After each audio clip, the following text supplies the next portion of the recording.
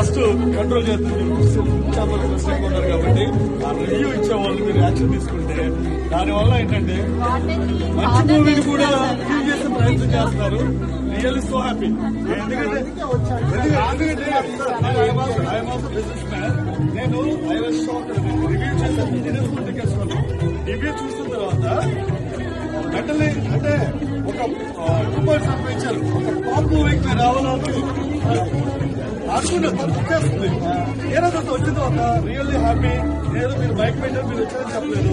Really happy.